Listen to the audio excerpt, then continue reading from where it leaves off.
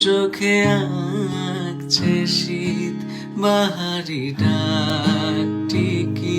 Hello everyone, তো আজকে বানাবো মেথির পরোটা। তো তার জন্য নিয়ে নিয়েছি গামলায় সামান্য একটু আটা, তারপর এর মধ্যে নিয়ে নেবো সামান্য একটু জোয়ান, তারপর এর মধ্যে নিয়ে নেবো স্বাদ মতো লবণ।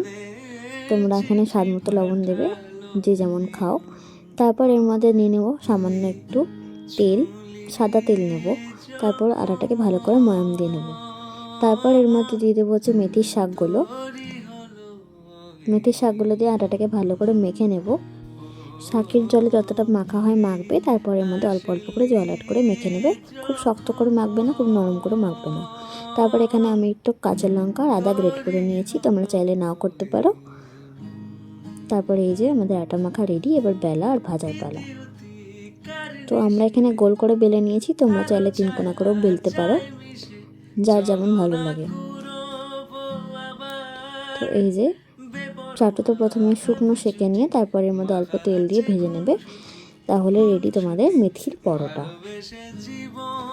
তো আজকের রেসিপি তোমাদের কেমন লাগলো অবশ্যই কমেন্ট করে জানিও।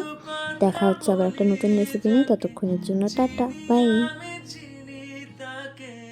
চোখে চোখে কত